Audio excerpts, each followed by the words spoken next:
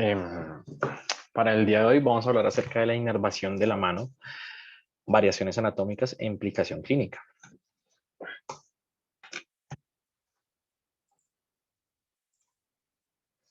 Entonces, los objetivos de esta charla es comprensión de la estructura del nervio, identificar los tipos de lesión nerviosa y mecanismos de regeneración del nervio, anatomía nerviosa de la mano y comprender las variaciones anatómicas de la inervación de la mano, así como sus implicaciones clínicas. Entonces, para empezar a hablar del sistema nervioso, vamos a recordar la estructura de la neurona.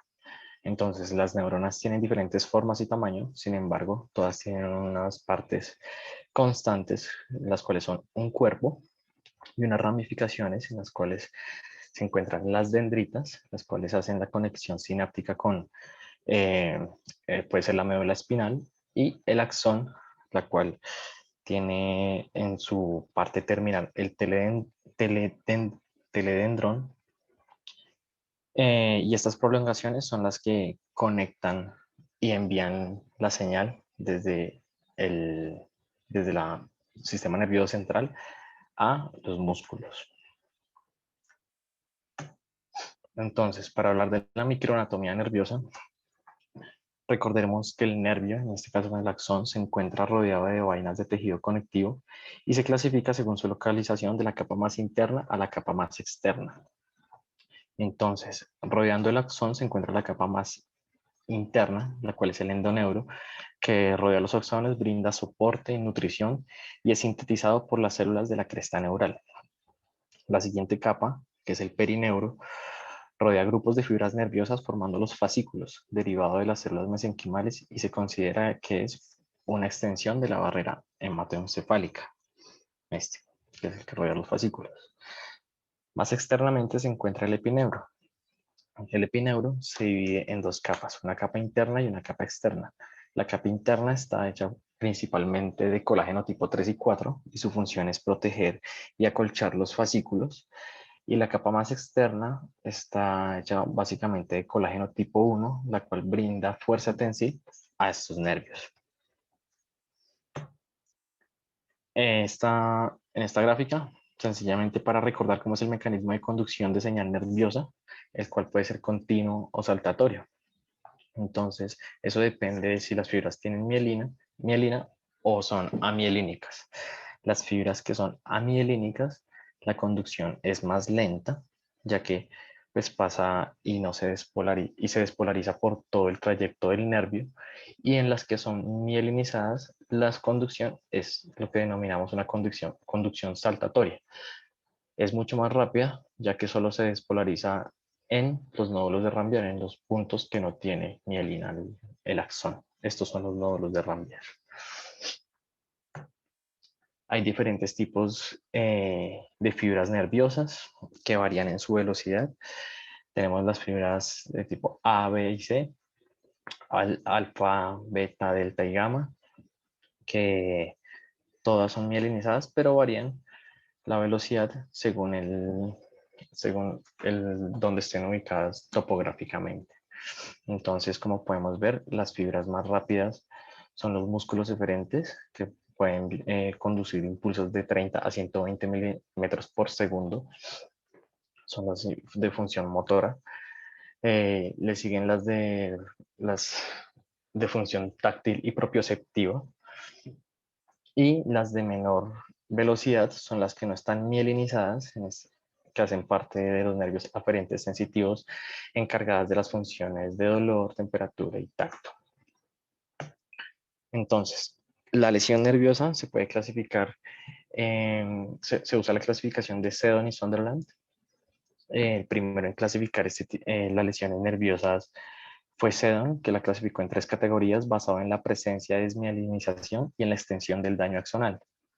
Posteriormente, Sunderland agregó unas subdivisiones a esta clasificación, sobre todo al grado 2 de la axonomesis, que ya vamos a ver qué es, graduándolas del grado 2 al grado 4, y finalmente hay una clasificación grado 5, también de Sunderland, y 6, que es la más reciente, que fue propuesta por McKinnon y Dellon.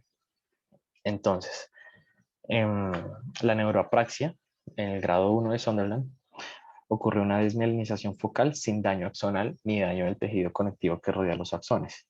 Esta es la neuropraxia, la lesión más frecuente, típicamente ocurre por una compresión momentánea del nervio o tracción del mismo y genera una disminución en la velocidad de conducción. Dependiendo de la desmineralización, las lesiones pueden generar movimientos asincrónicos o bloqueo completo de la conducción y se presenta clínicamente como una debilidad muscular. Tiene un potencial de recuperación alto, usualmente en 12 semanas. La axonomesis es un daño axonal con diferentes niveles de daño al tejido conectivo periférico. La grado 2 es un daño axonal con endoneuro intacto, una membrana basal intacta con un potencial de recuperación nerviosa todavía pues de 1.5 milímetros por día. En el grado 3 hay un daño axonal y del endoneuro con el perineuro intacto con un potencial de recuperación variable, usualmente es parecido a la del grado 2. Y el grado 4, un daño axonal, un daño al endoneuro y un daño al perineuro con el epineuro intacto. Usualmente el potencial de recuperación tiene un mal pronóstico y se forman neuromas. El grado 5 es una sección completa nerviosa donde el pronóstico de recuperación nerviosa es prácticamente nula. Y el grado 6 de McKinnon y Dellon son diferentes tipos de lesión en el mismo nervio a diferente nivel. Fue lo que entendí básicamente de esa clasificación de McKinnon, el grado 6. Este es un esquema que nos muestra los diferentes tipos de lesión de la clasificación de Sunderland mencionada anteriormente, donde podemos ver lo que ya mencioné, que se va dañando de interno a externo el nervio.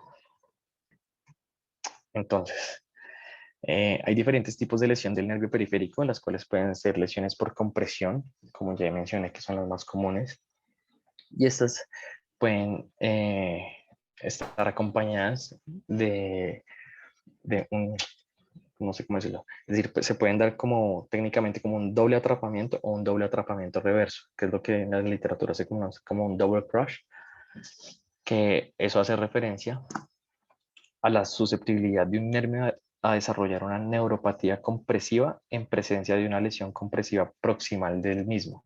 Es decir, que si yo tengo una lesión compresión, por hablar de la más común, el túnel del carpo, si tengo una lesión compresiva, si tengo un síndrome de túnel del carpo, es posible que yo también presente una lesión en ese mismo nervio más proximal a nivel cervical, por ejemplo. Eso lo escribió por primera vez el doctor McComan en 1973, cuando documentó que 81 pacientes con túnel del carpo, pues también tenían eso que acabo de decir, una lesión neural en el cuello. La siguiente, el otro tipo de lesiones son las lesiones por transección, es decir, cuando el nervio está cortado por completo, en las cuales vamos a ver unas características diferentes de regeneración.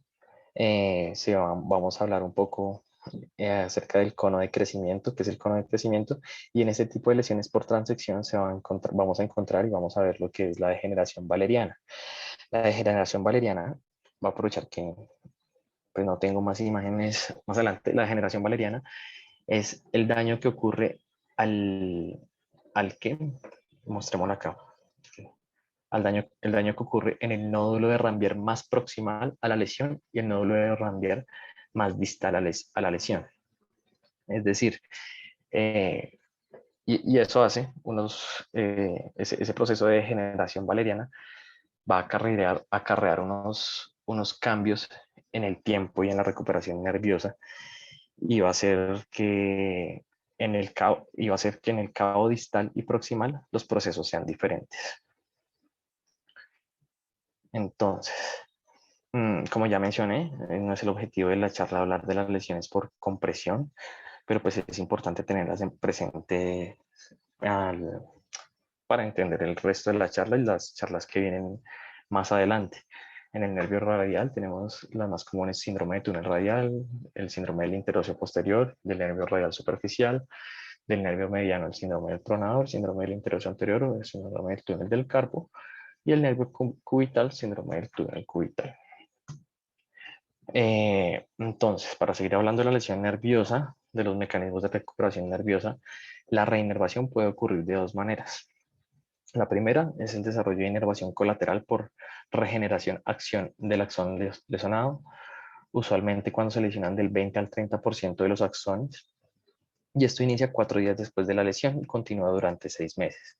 El segundo mecanismo es regeneración, usualmente en las lesiones que comprometen más del 90% de los axones. Ahí es cuando hablamos de degeneración valeriana, regeneración axonal, y algo llamado como el end organ innervation, que es una compensación transitoria de los músculos, es decir, cuando los targets, cuando los músculos se encuentran lesionados, momentáneamente hacen una hipertrofia compensatoria, buscando, pues, lo entendí yo como aproximar los cabos, pero pues eventualmente con el tiempo los músculos denervados van a sufrir una atrofia generalizada. Es importante tener en cuenta y entender algo acerca de la fisiología de la lesión nerviosa, que ocurren cambios en el cabo proximal y en el cabo distal de la lesión nerviosa. En el cabo proximal, las células de Schwann juegan un papel fundamental a la hora de regenerar las lesiones nerviosas. Estas células de Schwann generan un cambio en la expresión de proteínas para favorecer la expresión de proteínas mielinizantes. Se vuelven unas células hipertróficas. Se puede ver el nervio más engrosado, lo que llamamos en el cabo proximal, o el muñón del nervio, pues, por así decirlo. Los macrófagos reclutados por las células de Schwann al sitio de la lesión reclutan colesterol y forman la polipoproteína E, que va a favorecer el crecimiento nervioso. Esto es una fotografía de un cono de crecimiento con en donde se puede ver los diferentes crecimientos y las proyecciones de las dendritas. Y esas proyecciones se van a ver en es decir, el crecimiento y la regeneración axonal del cono de crecimiento depende de la cantidad o la pérdida de las neuronas motoras, la cantidad en proporción de nervio perdido o lesionado. También se va a ver afectada según la cantidad de el gap de la lesión que exista.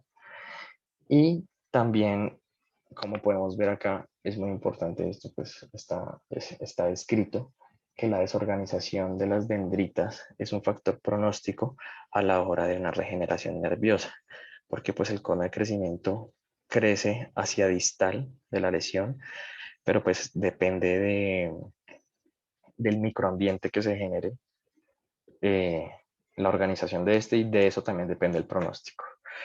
Es un poco más complejo. Entonces, a pesar de que el diagnóstico de las lesiones nerviosas de la mano es eminentemente clínico, también nos podemos apoyar en la valoración por imágenes. Usualmente también nos podemos apoyar de estudios de conducción y electromiografía, cuál es el gold estándar. Sin embargo, por ejemplo, una resonancia magnética nos brinda información adicional y nos permite localizar topográficamente el sitio de la lesión nerviosa, con una sensibilidad y una especificidad del 84 y el 100% respectivamente. Entonces, aquí tenemos dos cortes axiales de una muñeca, en donde podemos ver una patología compresiva del nervio mediano, un síndrome del túnel del carpo. Usualmente se manifiestan con una hiperintensidad y aumento de la circunferencia del nervio en la secuencia T2, y se puede observar distal a la lesión algo de edema muscular. Entonces, en esta sección podemos ver el nervio mediano, el cual se encuentra con una marcada hiperintensidad en la señal. Y aquí pues estos son todos los flexores profundos y flexores superficiales de la mano. Entonces acá tenemos el ganchoso, grande, trapezoide y trapecio. Entonces la musculatura tenar y la musculatura hipotenar. Acá también, en este otro corte, podemos ver otra de las señales, otro de los signos por resonancia que podríamos llegar a encontrar una lesión del túnel del carpo, un síndrome del túnel del carpo, que es el abombamiento del ligamento transverso del carpo. Usualmente esto en resonancia se debería ver más recto, sin esta barriguita que se ve acá. Entonces, ya vimos cómo pues, son los mecanismos de lesión y algo acerca de la recuperación, cómo son los mecanismos de recuperación nerviosa.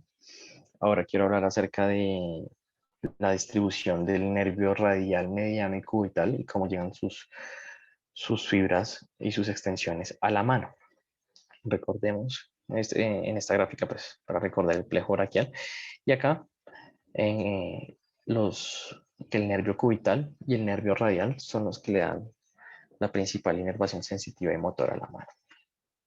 Entonces, empecemos hablando acerca del nervio radial, el cual emerge del cordón posterior del plexo braquial, inerva los extensores del antebrazo, del brazo y el antebrazo, y 3 centímetros por debajo del epicóndilo lateral en el intervalo braquiorradial sí, el nervio radial se divide en nervio radial superficial y en el interóseo posterior. El interóseo posterior continúa su trayecto hasta llegar al músculo supinador y posteriormente da ramas a los extensores del carpo. Recordar que el nervio radial no inerva ningún músculo intrínseco de la mano. Perfora la fascia profunda cerca del dorso del carpo para inervar la fascia y los 2 tercios laterales del dorso de la mano. Acá, ¿listo?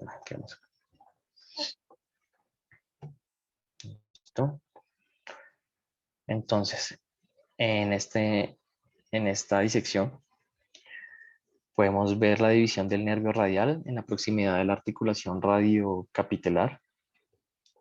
El nervio radial se divide en el interóseo posterior y en la rama superficial, como ya lo dije.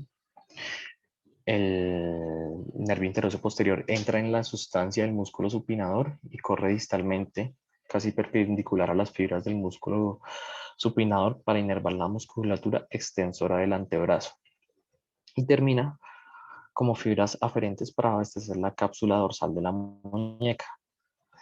La rama superficial del nervio radial discurre distalmente por debajo del músculo braquiorradial y haciéndose superficial a la fascia antebraquial entre los tendones del braquiradialis, que es este, y el extensor carpi radialis longus, para proporcionar la inervación sensorial que ya mencioné al dorso de la mano. Entonces, en estos dos cortes podemos ver en la disección superior la rama superficial del nervio radial, que es esta que se encuentra retraída, que emerge entre el intervalo del braquio radial y el extensor carpi radialis longus. El nervio perfora la fascia del antebrazo aproximadamente a 9 centímetros de la estilosis radial y ahí hace sus divisiones radial y cubital. Acá podemos ver la rama superficial del nervio radial que pasa profunda a las estructuras vasculares. ¿Listo? Y importante tener en cuenta los posibles sitios de compresión del nervio radial que pueden ser en diferentes niveles. El primer nivel de compresión se da al pasar profundo las fibras del braquial, el braquirradial, el extensor carpirradialis y el supinador, tal como se ve aquí en esta gráfica.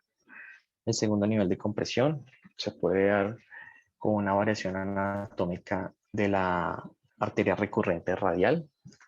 No tengo imagen de esta, pero es una denominada correa de Henry, que es como una variación anatómica de la arteria que puede atrapar el nervio radial. Y el tercer nivel de compresión es la arcada de Frost, cuando el interoso posterior inerva el extensor carpi radialis brevis y pasa junto al borde del supinador, que este es el denominado síndrome del supinador. Es importante en este punto, ya que mencioné el nombre, el síndrome del supinador, que se debe sospechar cuando hay debilidad al realizar extensión de la muñeca y se puede confundir usualmente con la epicondilitis lateral. una epicondilitis lateral, un motivo muy común de consulta. Para diferenciarlo, según el artículo que esté referenciado, la epicondilitis pues duele en el epicóndilo lateral y el síndrome del túnel radial 6 a 7 centímetros distales, pero pues son una sintomatología muy parecida. Para evaluar la parte motora del nervio radial, se puede comprobar pidiéndole al paciente que haga el signo del pulgar hacia arriba. Y también debemos evaluar la extensión resistida, la extensión contra resistencia, pues, para evaluar la fuerza de los extensores del pulgar. Ahora bien, la anatomía del nervio mediano. El nervio mediano es una rama del cordón lateral y medial del plejo braquial.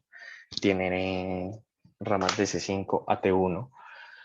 No aporta este nervio inervación motora o sensitiva del brazo. Sin embargo, se pueden encontrar sus ramificaciones 4 centímetros proximales a la articulación del codo. Es el principal nervio del compartimiento anterior del antebrazo, por eso es conocido como el nervio flexor y pronador del antebrazo. Aporta ramos motores superficiales y profundos del antebrazo, a excepción del flexor cubital del carpo, y un ramo al nervio interoso anterior. ¿Listo? Aquí tenemos una disección donde podemos ver el nervio mediano. ¿Listo? El nervio mediano.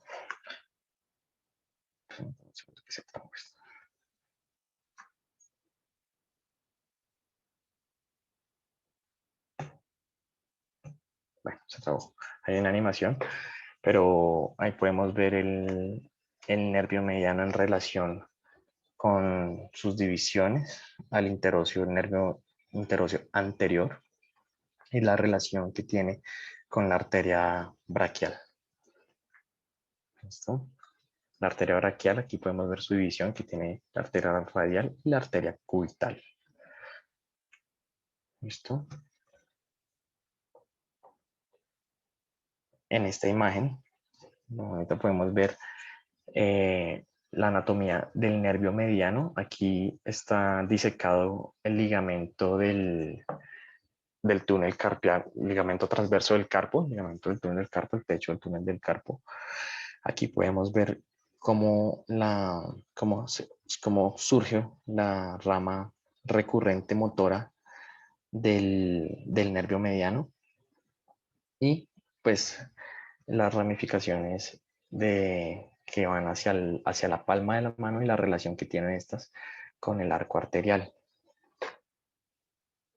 Entonces aquí podemos ver la rama cutánea palmar, que es esta que se ve acá, que emerge también del nervio mediano, surge aproximadamente 5 a 7 centímetros, proximal al pliegue palmar de la muñeca y viaja dentro del epineuro del mismo nervio mediano durante aproximadamente 2 centímetros. Luego esta rama, es decir, la rama del palmar, la rama cutánea palmar del nervio mediano, discurre por el intervalo palmaris longus, que es este, y flexor carpi radialis, hasta que pasa superficial al ligamento carpiano, transversal al ligamento del carpo, que es este que no está acá, para suministrar inervación sensorial a la eminencia tenar.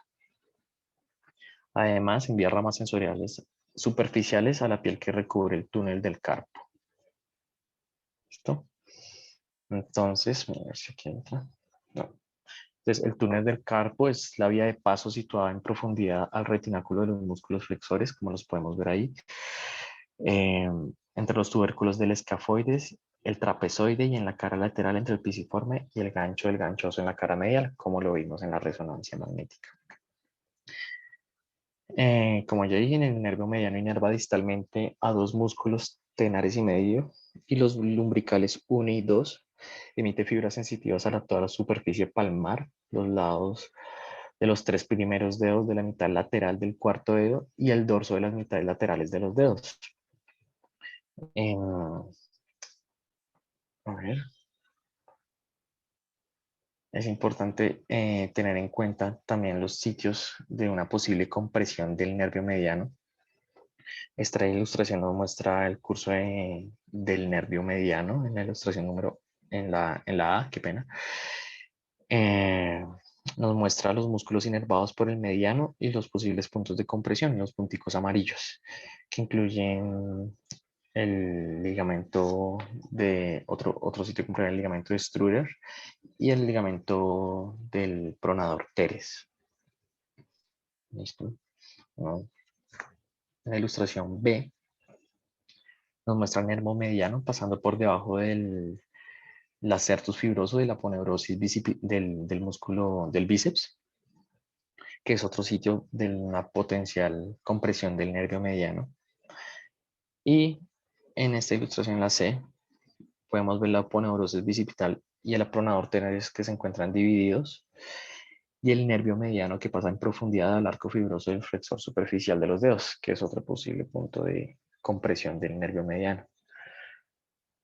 Entonces, la lesión del interóseo posterior la podemos evaluar clínicamente, ya que al pedirle al paciente que haga el signo del OK, es un signo aplanado debido a la pérdida de la flexión de los dedos pulgar e índice.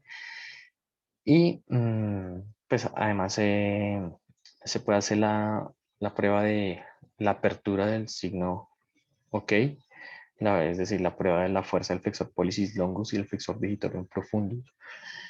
Y pues si está débil, pues se sospecha una lesión del interóseo posterior.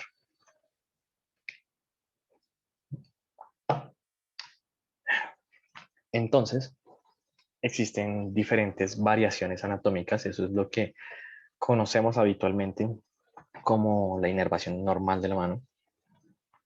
Y tradicionalmente se tiene la creencia que el nervio mediano inerva la eminencia tenar y los dos lumbricales laterales, mientras que el cubital inerva el resto de los músculos intrínsecos de la mano.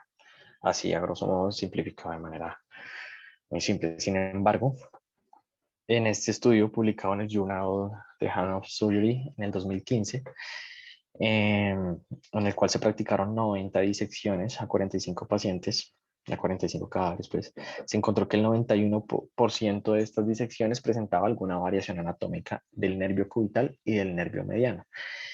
Y llegaron a la conclusión que esa distribución normal, que llamamos que es la anterior, y la que conocemos, solo se encuentra en el 8.9% de la población.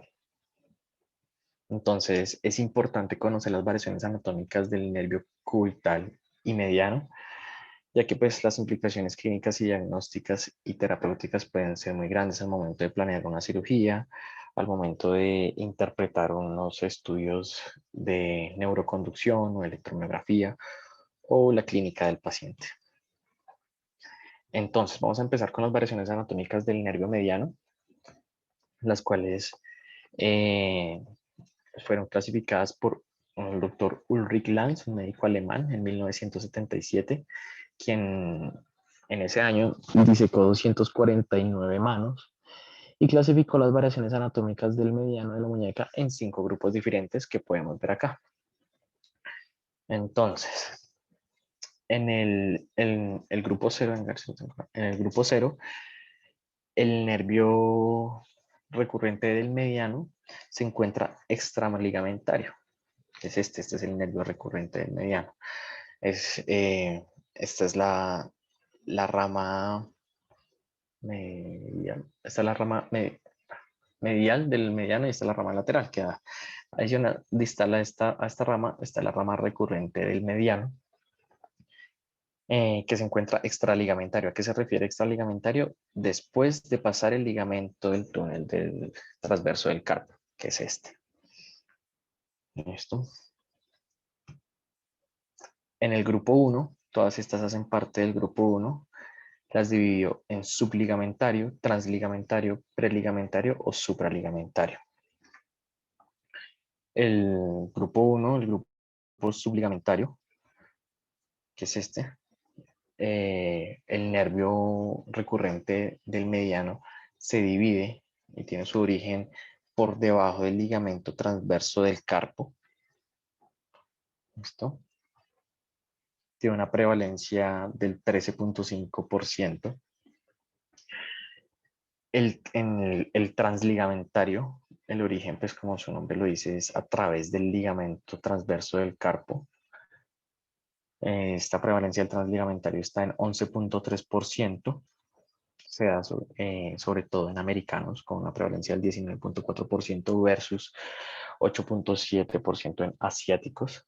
El preligamentario, que es que la división del nervio recurrente es antes de que llegue y pasa por encima del ligamento transverso del carpo.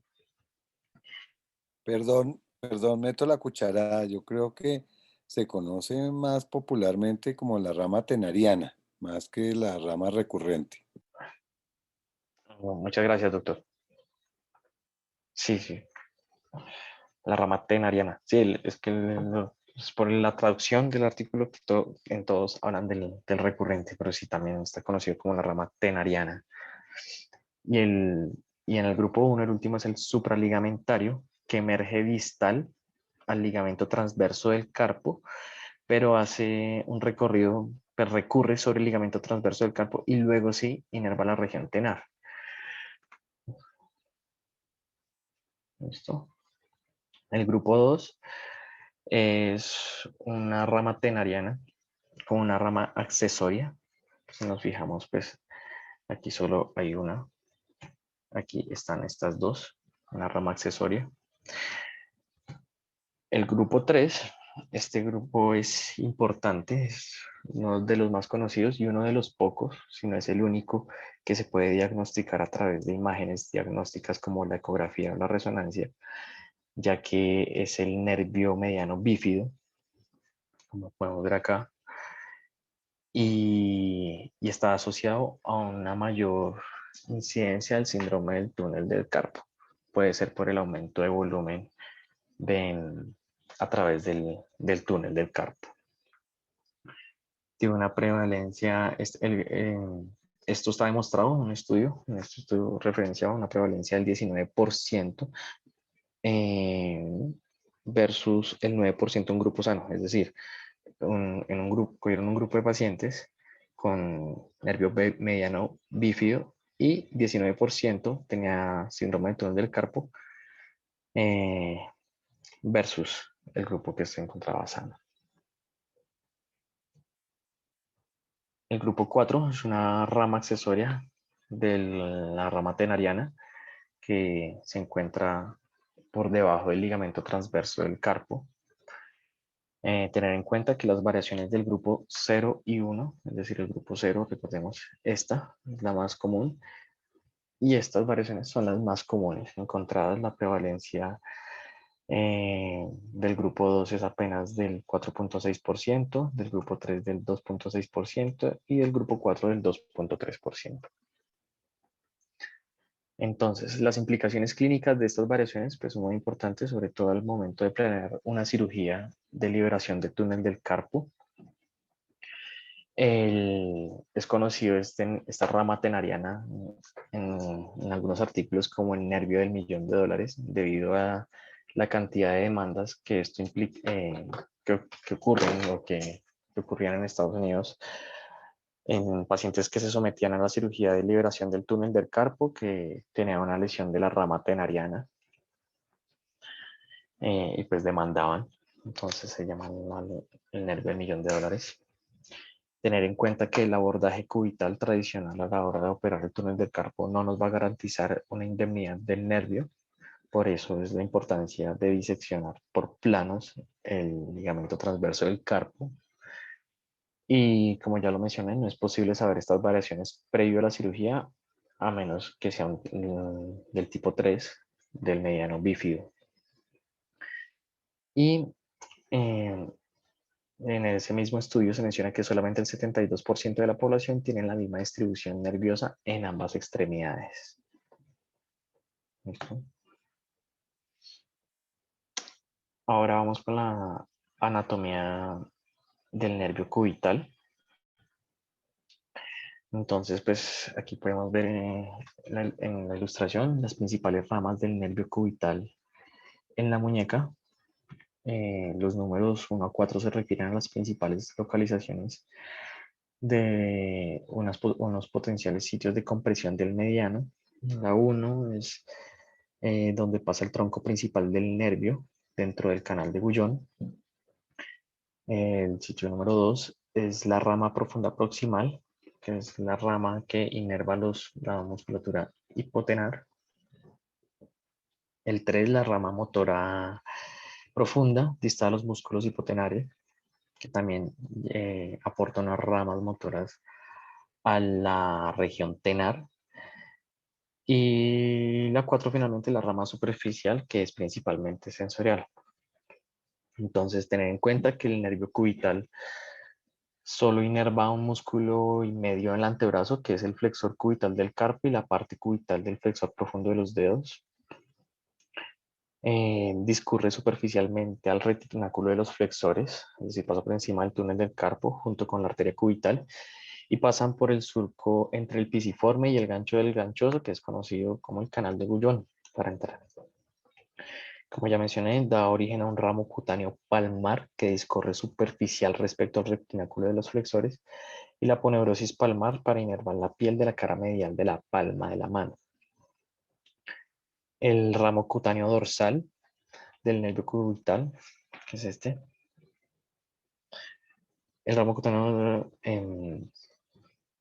inerva la mitad medial del dorso de la mano, el quinto dedo y la mitad del cuarto dedo, y termina en el borde distal del retináculo de los músculos flexores, cuando se divide en superficial y profundo.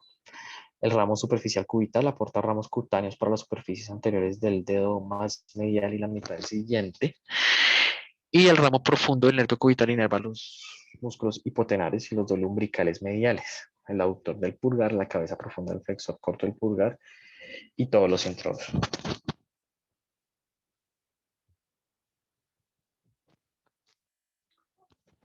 En estas disecciones podemos ver el túnel cubital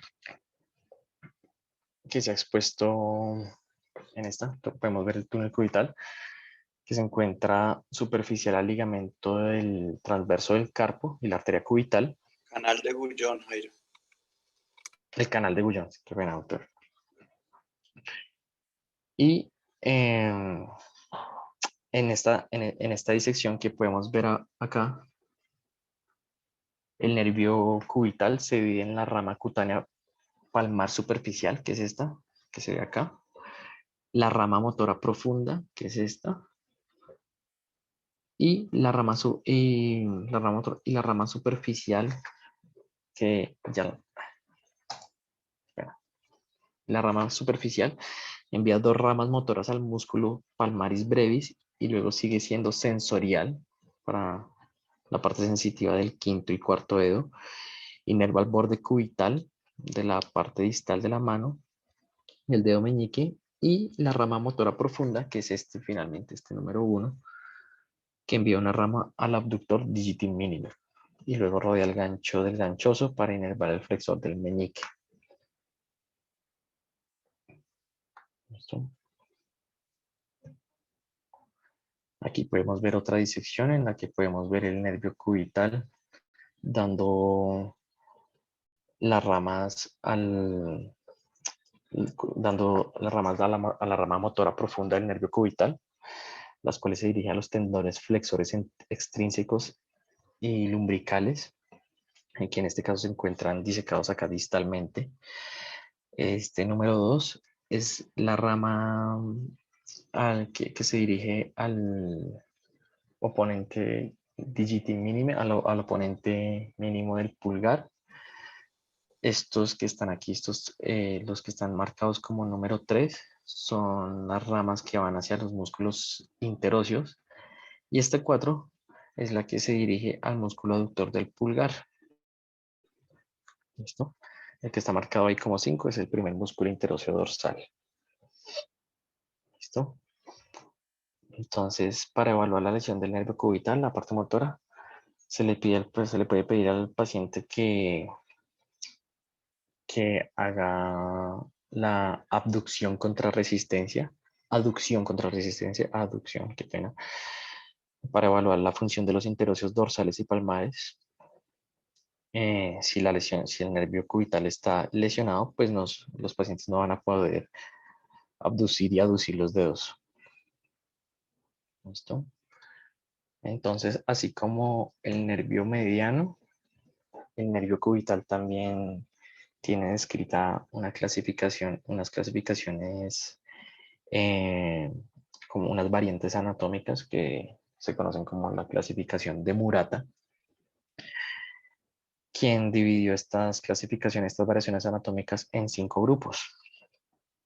La tipo 1 es la clasificación o la división tradicional del nervio cubital, que nos da origen a una rama profunda, una rama profunda y a una rama superficial. La rama superficial da origen a los dos ligamentos, a los dos nervios propios de los dedos, de la cara radial y cubital del quinto y la cara radial del cuarto. Esa es la más común. Meñique y anular. Siempre Sí, los nombres. qué pena, doctor. ¿Qué? El meñique y el anular, sí, señor. Esta se encuentra en el 77% de los casos. La tipo 2 no es una bifurcación, sino una trifurcación, en la cual la rama profunda,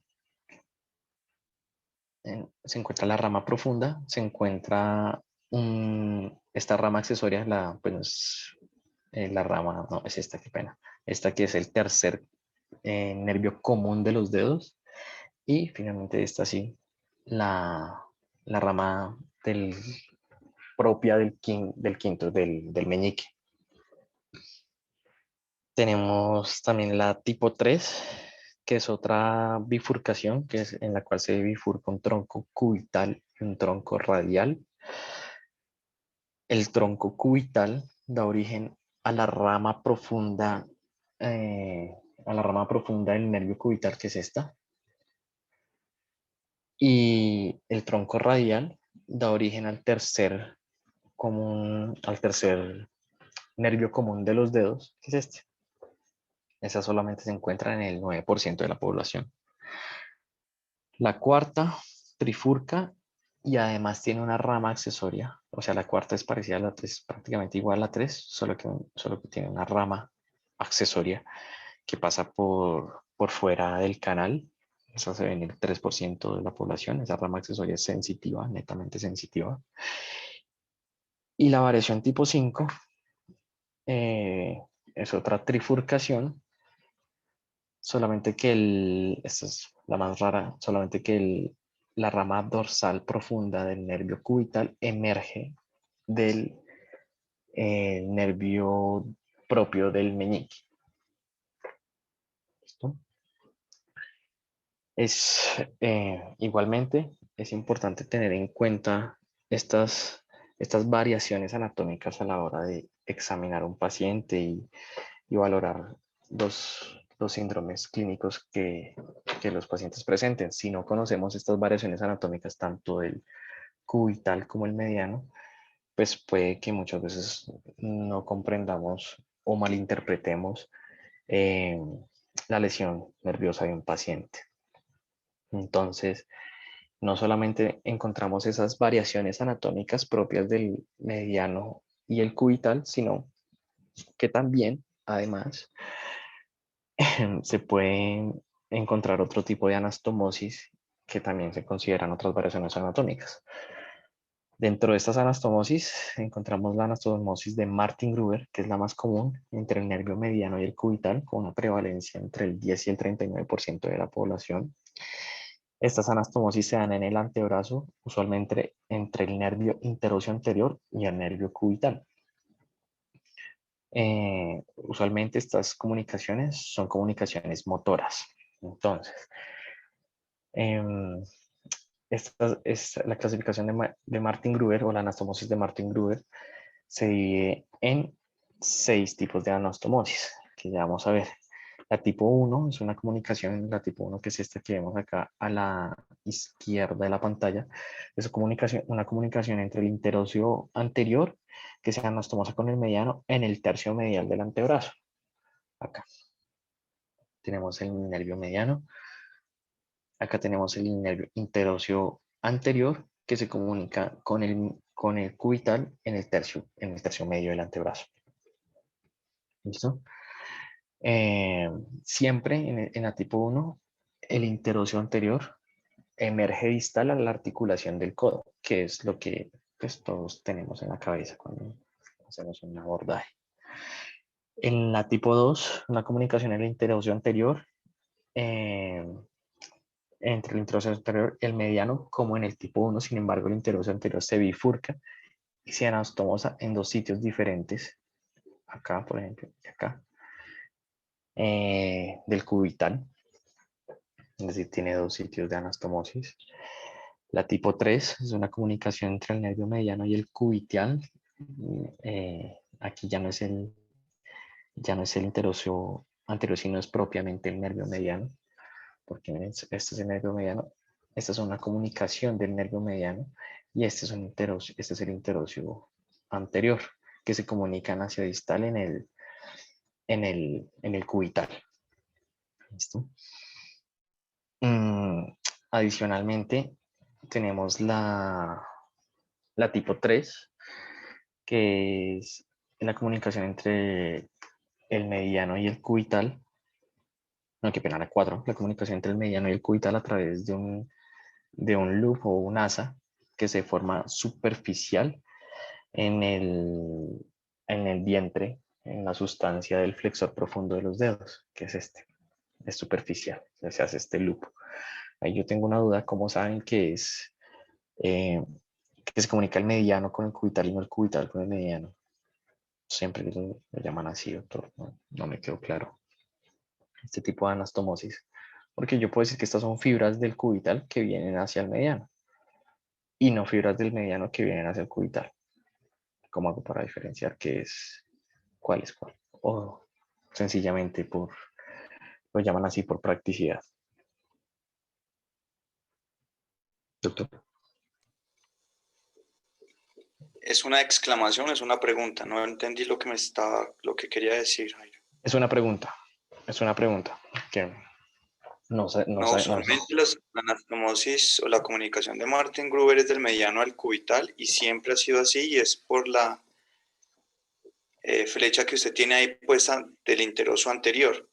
Por eso una de las cosas que le dije ayer era cómo diferenciar la comunicación de Martin Gruber, si es motora o si es sensitiva únicamente. Y si habían algunos hallazgos por la electromiografía para poderlo identificar. Esa la pregunta era para usted, no para mí. Okay. Es que no encontré la respuesta, qué pena. Ya la voy a seguir buscando. Por favor. Tenemos en la tipo 5, la comunicación entre el mediano y el cubital se da dentro de la sustancia del flexor profundo de los dedos. Es decir, es más difícil de encontrarla, ya que pues tocaría disecar algo del flexor profundo de los dedos para encontrar la anastomosis. Y la número 6 es la anastomosis entre las ramas del nervio mediano que inerva el flexor superficial de los dedos hacia el nervio cubital. Acá no sé si alcanzan a ver la flecha acá arriba, mediano, que trae unas ramas hacia el flexor superficial de los dedos y se anastomosa acá con el cubital, a través de esta rama. ¿Listo? Esa es la anastomosis de Martin Gruber. Otra anastomosis conocida es la anastomosis entre la rama tenariana o la rama recurrente del mediano y la rama dorsal del cubital. Son fibras motoras del nervio cubital que pasan a la eminencia tenar y que pues pueden aportar inervación motora a la eminencia tenar. Es decir, en este tipo de lesiones nos puede llegar a confundir un paciente que ingrese con una lesión anatómica o que sospechemos una sección, por ejemplo, en el territorio del del nervio mediano. Esperaríamos encontrar una lesión o una incapacidad al examinar los músculos de la eminencia tenar. Sin embargo, si no lo sabemos y no lo sospechamos y ese paciente tiene unos aportes de motores de parte de la rama profunda del cubital, tal y como lo vemos en la imagen, podríamos pensar que ese paciente tiene una lesión parcial del mediano cuando en realidad tiene una lesión completa. Es importante tener eso en mente. Entonces, este es un caso, un reporte de caso, un paciente que se presenta a consulta con atrofia de la eminencia tenar y el primer interocio dorsal secundario a una compresión del cubital en el canal de Bouillon, precisamente por lo que acabo de decir. No es normal que un paciente pues, nos llegue con una atrofia de estas características. Se supone que debería estar inervado por dos nervios diferentes. Sin embargo, por los aportes motores que se presentan por esa anastomosis, se puede llegar a presentar este síndrome y podríamos encontrar esto en consulta. Otra de las anastomosis es la anastomosis de Berritini. Esta es de las más comunes, tiene una prevalencia del 60 al 100%. Por esta razón, en algunos artículos y en el artículo que se encuentre referenciado consideran que debe ser una constante anatómica y no una variante. Esta es una anastomosis netamente sensitiva entre el segundo nervio común del palmar, del nervio mediano, y el tercer palmar del nervio cubital. ¿Listo? Como podemos ver acá. Esto. Es la más común. Tiene tres tipos de... se divide en tres grupos diferentes, pero básicamente esta división solamente hace referencia a la distancia de la anastomosis respecto al ligamento transverso del carpo. ¿Listo? En el grupo 1 dice que la anastomosis es mayor a 4 milímetros del ligamento transverso del carpo. En el grupo 2 es menor a 4 milímetros. Y en el grupo 3 podemos ver una anastomosis que se encuentra un poco más distal. No entiendo muy bien. Esas serían lo que traía el día de hoy para hoy. En conclusión, tenemos que es importante tener en cuenta las variaciones clínicas, variaciones anatómicas del nervio mediano y cubital a la hora de realizar un examen físico y sobre todo a la hora de realizar un planeamiento quirúrgico. Tener en cuenta que estas variaciones no se pueden observar en la mayoría de imágenes diagnósticas como ecografía y resonancia magnética, a no ser que sea un nervio mediano bífido, como ya lo mencioné. Tener en cuenta que el diagnóstico de esto es eminentemente clínico, pero pues si no se puede realizar el diagnóstico es necesario apoyarnos en exámenes de neuroconducción o electromiografía. Básicamente esas serán las presentaciones. No sé si tengan alguna pregunta. Son las 6:56. Estuvo muy buena la charla, Jairo, gracias. Yo quisiera decirles unas cosas. Es que cuando uno tiene una lesión del nervio, el segmento proximal se forma un neuroma y en la parte distal es un glioma. Queda de tarea para Jairo y para los que quieran revisar al cuánto tiempo se forma un neuroma en una neuromesis o en una sección del nervio. Segundo, las explicaciones de la anatomía es que la anatomía, aunque es recurrente, tiene variaciones. Entonces es importante reconocer, por ejemplo, la rama motora del nervio mediano en la región tenar, para uno no irla a seccionar, como bien lo dijo Jairo.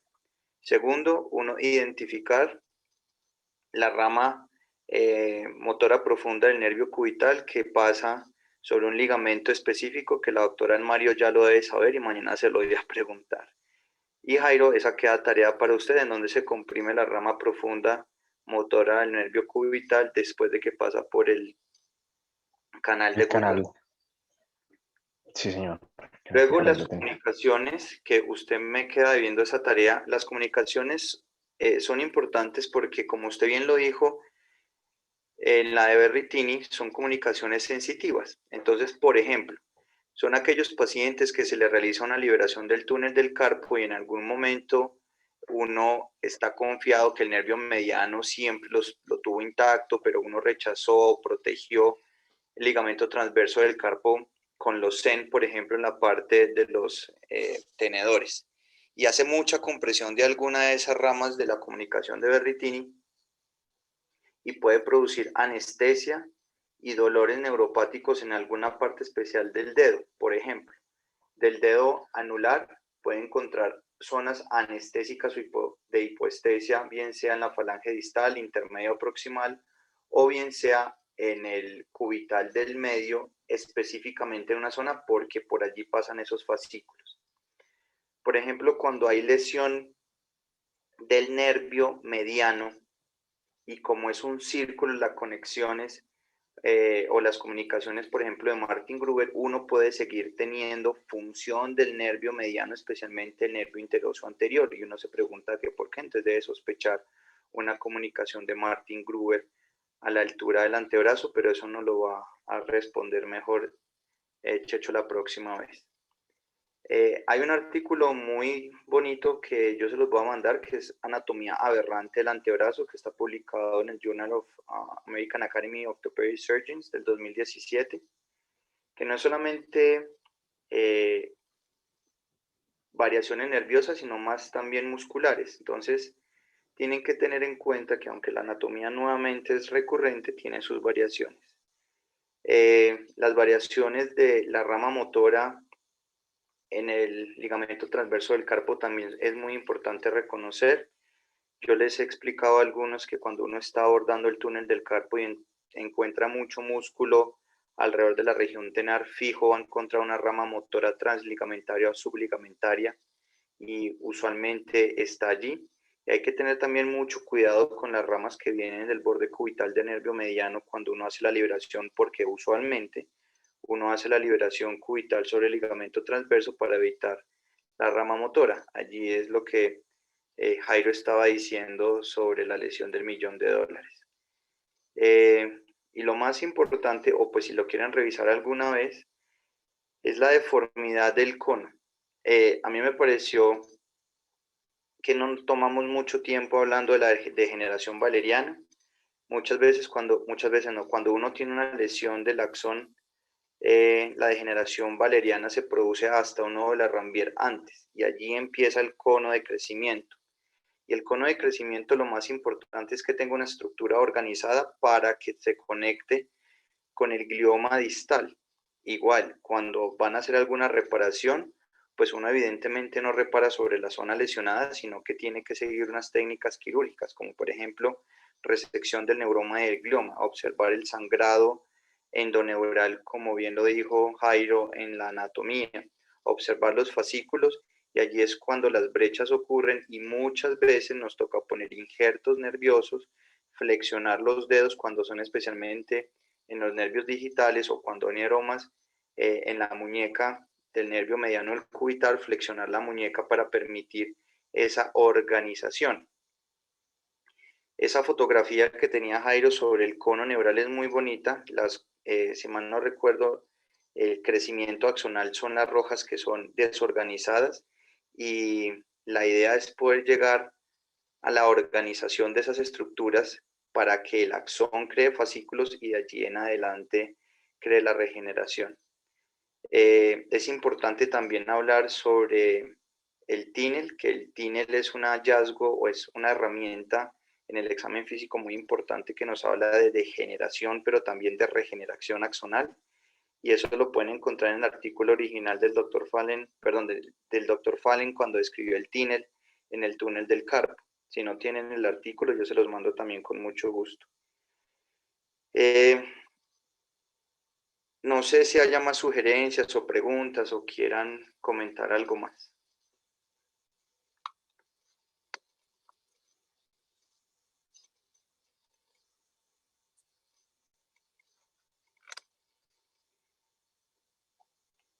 El doctor Dedo dice que muchas gracias, muy buena revisión. Y Tati dice, no señor, no hay más sugerencias, preguntas, supongo.